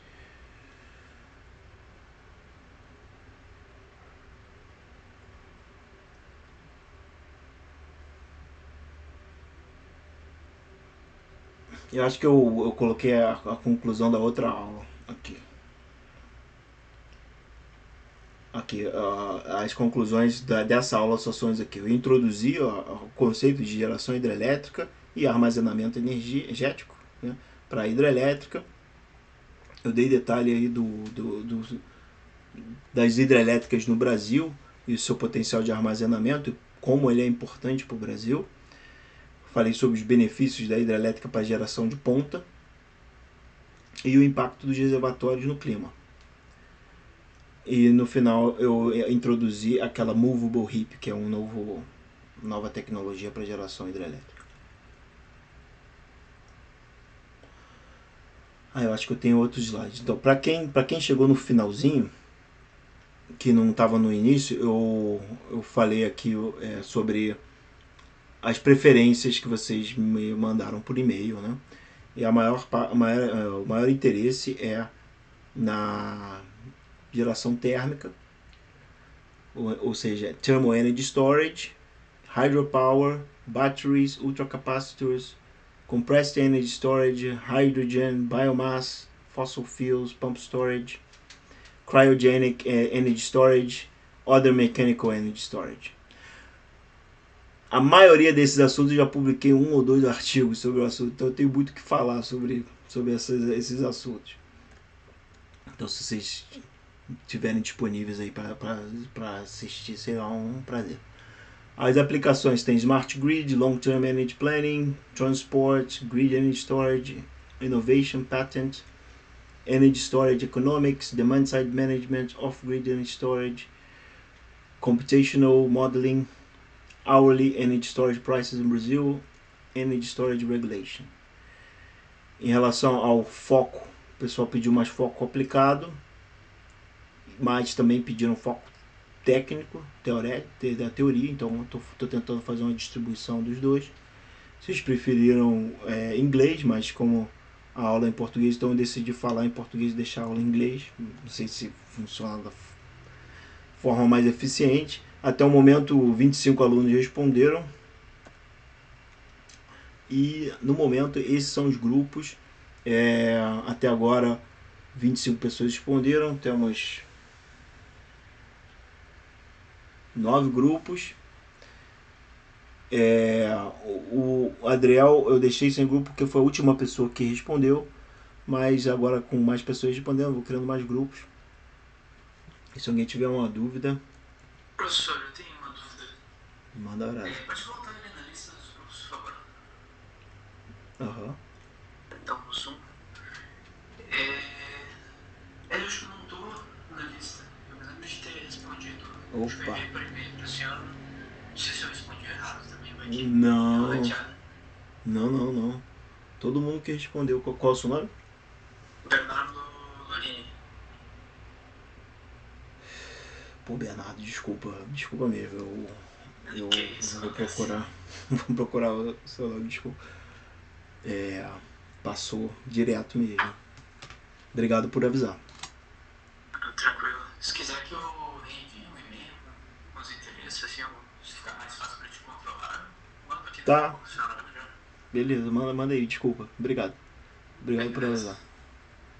Outra coisa, se vocês quiserem mudar de grupo e quiserem um outro assunto, pode mandar pra mim, fala assim, pelo amor de Deus, não gosto disso, manda pra mim. Eu coloco você de novo aí no pool de criação de grupos e tento fazer uma remanejada. Então, se não estiver feliz, avisa que eu troco o grupo. Sem problemas nenhum. Vamos ver se o pessoal mandou pergunta aqui. O Pedro Marinho, você tem alguma pergunta? Não, eu acho que tinha colocado antes ali quando estava tentando perguntar aquelas, mas já mais podia pegar. Beleza. Onde ficam as gravações? Então, eu tive problema na gravação que eu tentei, a gravação estava muito grande, eu vou tentar de novo, persistir. Se eu não conseguir, eu vou fazer um link no YouTube, eu vou colocar no Moodle o link e vou mandar para vocês por e-mail. Ou seja, vou mandar a gravação. Desculpa pela confusão. Eu normalmente não gosto de falar durante 2 horas, eu já falo pra caramba, eu gosto de conversar, né? O pessoal tem dúvida, opinião. Isso aqui são artigos que eu publiquei, né? Tipo, não li em nenhum lugar, opiniões. É uma aula mais para pós-graduação, né? Mestrado, doutorado. Mas muito relevante para graduação também, que são conhecimentos e coisas que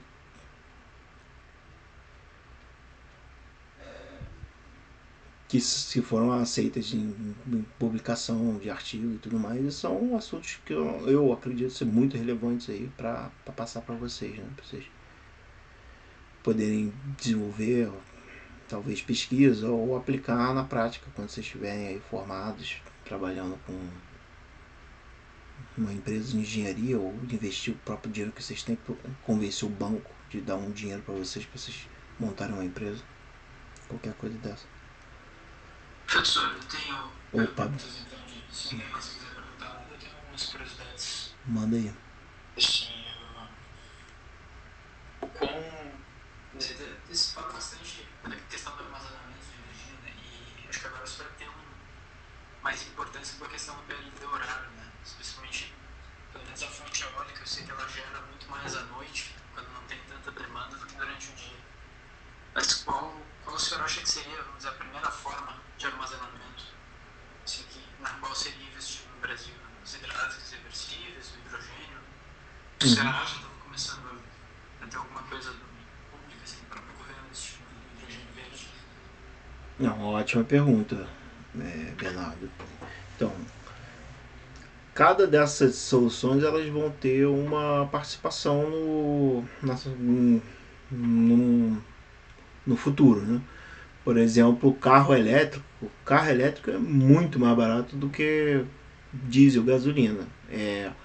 Se o PLD tivesse a R$120, que é 180, que é um preço médio razoável, seria 80% mais barato andar de carro elétrico do que andar a gasolina. O problema é que o carro elétrico é mais caro para comprar. A bateria, você tem que carregar, você não consegue andar 600 km, você tem que parar meia hora para carregar a bateria. Tem esses problemas, né, de carregamento, mas o preço é muito melhor. Isso no transporte, ou seja, vai virar realidade. Provavelmente a primeira solução de armazenamento é a hidrelétrica, que a gente vive o hidrelétrico com armazenamento de hidrelétrica, né? Mas na questão dessas novas tecnologias, acredito que a bateria para o setor elétrico, bateria para o setor de transporte. Então essa vai passar. Bateria também é importante para armazenar energia. Hoje você tem muito gerador a diesel que liga durante a ponta, durante 2 horas. Então você tem uma logística, contrato, você tem um gerador que polui, faz barulho, para gerar energia durante 2 horas, quase no Brasil inteiro. Quase todo estado, cidade que tem supermercado, tem um gerador. É um custo enorme, é um absurdo, é uma coisa de louco. Então, esse mercado vai acabar, o pessoal vai ter uma bateria, um container de bateria que vai durante a noite, durante a madrugada, durante geração solar, meio-dia, vai armazenar energia. Particularmente se você tem um painel solar perto da bateria, você não precisa nem do inversor, você bota menos inversor. Em vez de você pagar inversor, você bota a bateria, armazena a bateria durante... Claro que a bateria precisa de inversor para transformar a energia de DC para AC para suprir a demanda energética, mas você não precisa de tanto, né, inversor. Pode diminuir a quantidade de inversor. Inversor quebra, dá problema, faz barulho pra caramba, esquenta. É um problema a menos que você tem se você colocar uma bateria. Então, para suprir essa demanda de ponta, a bateria seria ótima. Hidrelétrica reversível. Hidrelétrica reversível, como eu falei várias vezes, não serve para ponta, né? Para geração de ponta não faz sentido que você tenha muita hidrelétrica que só ligar para gerar na ponta. O problema é armazenar água, para você ter água quando não chove. Quando você tem 2 anos de seca, você ainda tem um reservatório cheio de água que você conseguiria pagar pelo fato do custo do PLD. Ele não varia muito do dia para a noite, mas ele varia muito do mês para o mês, se chove ou não chove. Então, se você tem um reservatório grande que você consegue encher muita água, bombear, encher água pra caramba e armazenar para 1 mês, 2 meses, 6 meses, você consegue bancar um projeto desse, que seria um armazenamento sazonal, semanal, mensal. Questão de térmica, armazenamento térmico. O Brasil tem muita demanda de ar-condicionado. Uma piscina numa casa armazenando a água durante o frio durante a noite para você diminuir o seu consumo de energia durante o dia é uma solução que vai começar a acontecer. Isso é questão de eficiência energética, né? Soluções térmicas no Brasil também, pouco, né? O Brasil não tem tanta demanda de calor, né? Se fosse para ter solução térmica, teria muito mais lá fora, né? Na Europa, né? Esses países que tem, mas é pouco, porque é caro. Então, demanda térmica para armazenamento vai ter, só que provavelmente não vai ser a que vai explodir. Muita gente mostrou interesse para demanda térmica. Eu vou falar muito sobre demanda térmica, mas eu vou falar também das limitações, né? O que mais? O hidrogênio. Hidrogênio no Brasil, o Brasil vai virar a Arábia Saudita do hidrogênio verde, né? A gente não tem petróleo, mas o que vai bombar mesmo vai ser hidrogênio verde. A Alemanha tem um lobby fortíssimo na Alemanha para a Alemanha continuar. Tem um esquema universal aí, não sei se vocês sabem, que a Europa, a Alemanha, os Estados Unidos, eles provêm tecnologia, só que eles têm que ter demanda de commodity para continuar o mundo rodando do jeito que é. Tem muito lobby querendo que acabar e destruir as eólicas, porque se a Alemanha tiver muita eólica, não precisar comprar commodities, por exemplo, hidrogênio de outros países, essa estrutura de ter país colônia que vende commodity, exporta e coisa, vai acabar. Só que tem um lobby muito forte para isso não acabar. Então vai ter um mercado de hidrogênio verde. Países que exportam commodity vão continuar exportando commodity, ao invés de exportar petróleo, vão exportar hidrogênio. Por parte que tem os países interessados, que vem commodity, Venezuela, vem óleo, no caso a gente vende hidrogênio, né? Mas é commodity hidrogênio, né? Hidrogênio é commodity, é energia elétrica transformada em hidrogênio que exporta. É que esse arranjo que funciona de certa forma, né? O mundo, ninguém não está em guerra, ninguém se mata, papapá. Às vezes um dá um tiro no outro ali, papapá, mas está funcionando. Então a ideia é manter. Vamos manter isso. Por exemplo, o Brasil vai desenvolver uma tecnologia nova? Não. Tira o cara do lugar. Vai querer competir com tecnologia com Tóquio, com o Japão? Não. Vamos arranjar um crime para esse cara, botar esse cara na cadeia, vamos matar esse cara. Não vai acontecer. Então, cada paísinho no mercado mundial globalizado tem a sua própria predeterminado role to play. Então, o hidrogênio, o que acontece? O Brasil ele vai exportar muito hidrogênio verde.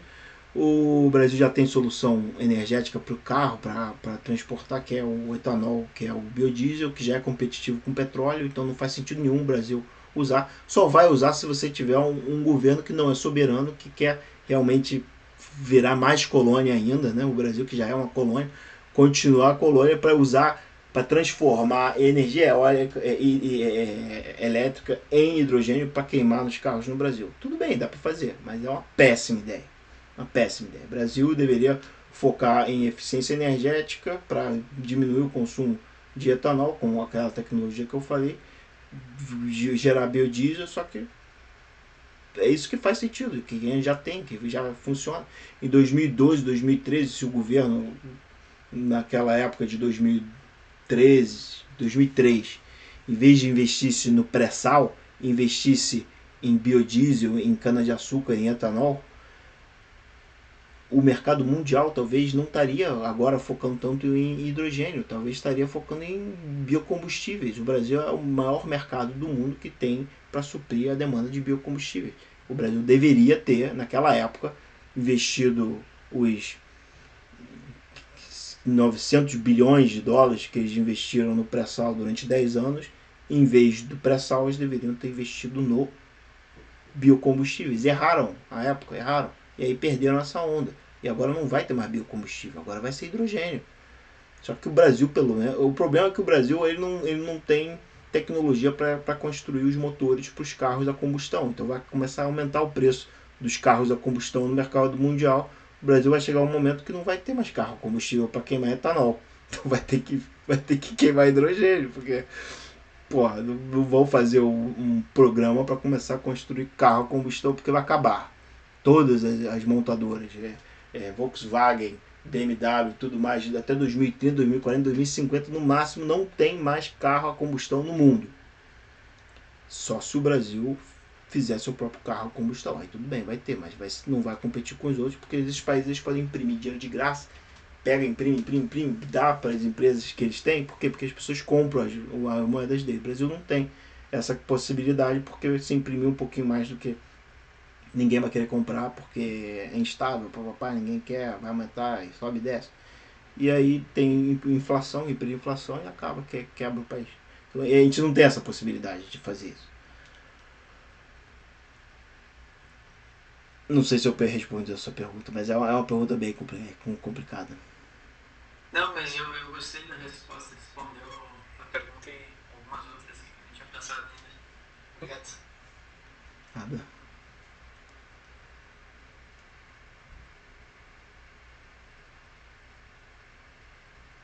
Mais alguma pergunta, questão, debater, alguma coisa? Se não quiser ficar aqui também pode ir, porque acabou a aula. Pode ir lá. Mas se tiver alguma pergunta, eu estou disponível aí até 8h30. Tirar dúvidas aí, pergunta sobre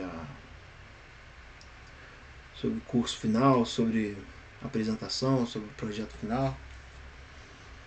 Alguma coisa. Acho que ninguém pergunta, vou perguntar de novo. Só minha ideia é essa altura. Você chegou a estudar eólica offshore, professor? Estudei. Eu trabalho para Energix. Eu não ganho nenhum salário, né? Eu trabalho mais na voluntário. Energix é uma empresa australiana que o CFO é o meu sócio da Stanhope. Eu tenho uma empresa de consultoria chamada Stanhope. Ele é meu sócio dessa empresa e ele me convidou para participar dessa Energix. A Energix é uma empresa que está querendo produzir hidrogênio verde com geração eólica offshore na costa do Ceará. Eles estão querendo fazer uma planta de produção de hidrogênio verde no porto de Pecém, lá perto de Fortaleza. E a geração eólica no Brasil, particularmente lá no Ceará, um pedacinho do Mato Grosso e Rio Grande do Norte, é a energia mais barata do mundo. E provavelmente vai continuar sendo para os próximos 10, 15 anos, até a energia solar fica muito barata. E aí não vai ter como competir com a energia solar. Mas o potencial do Brasil também é enorme. Dessa energia muito barata, eólica offshore, é quase 200 GB de capacidade, né? Aí de geração, você vai ter uma geração de 60% de capacidade, vai ter 120 gigawatt na base, assim, de geração. Gigawatt médio. É quase que o dobro da demanda de energia no Brasil, né? Então não precisa tanta energia. Só se todo mundo ligar ar-condicionado e tudo mais, a qualidade de vida melhorar. O pessoal tem dinheiro para gastar energia, né? No momento não tem nem dinheiro para gastar energia. Mas é um enorme potencial e a energia mais barata do mundo, basicamente. Pena que a Petrobras ela parou de fazer investimento nessas novas tecnologias, né? Porque a Petrobras tinha um planejamento forte, tipo o Proinfo, que fez investimento em eólica lá em Santana do Livramento, Osório, vários outros projetos de eólica no Brasil todo. Agora, o governo atual não tem interesse nenhum em investir em fontes alternativas de energia. E aí a gente fica para trás, né? Porque talvez vai até perder essa onda de energia eólica, talvez nem tenha. Porque solar vai ficar mais barato. Custa um dinheiro enorme você fazer um investimento inicial para você ter capacitação, para você ter indústria, para você ter a infraestrutura necessária para você bancar uma área nova de tecnologia, de infraestrutura de geração elétrica, por exemplo. Daqui a 10 anos já não vai fazer mais sentido. Então talvez a gente nunca tenha eólica offshore. Mas a eólica já tem um pouco mais dessa infraestrutura velha, já tem o projeto dela de aerogerador, tem a Elis, até no polo industrial de PC, fabrica as placas eólicas, e tem muitas empresas, Rio Energy, a Ômega de São Paulo, são conglomerados privados grandes que investem, principalmente no Rio Grande do Norte. Assim, sempre que eu faço toda a pergunta de eólica, eu entendo perfeitamente, mas a questão de regulação, por exemplo, tem vários projetos de eólica offshore, tem muita gente já querendo colocar já há anos projeto de eólica offshore, só que você tem que ter licença ambiental, você tem que ter acordo, você tem que ter regulação, você tem que saber como é que você vai exportar, você tem que ter regras que, se não forem estabelecidas, não tem setor, não tem como você colocar, porque vão pegar lá, chamar um exército e tirar a turbina eólica. Muita gente querendo investir nisso há muito tempo. Então esse é o maior desafio para o setor. É que é questão regulatória. Exatamente. Mais até do que a própria engenharia para fixar a turbina. A gente assistiu no mar, manter ela funcionando. Aquela região do Brasil, da costa do Nordeste, é o lugar mais ideal. A profundidade média é de 5 a 10 metros de profundidade, você tem 40 quilômetros de distância. É péssimo para você fazer um porto, por exemplo. Você tem que dragar o porto o tempo inteiro, porque é muito raso. É muito raso.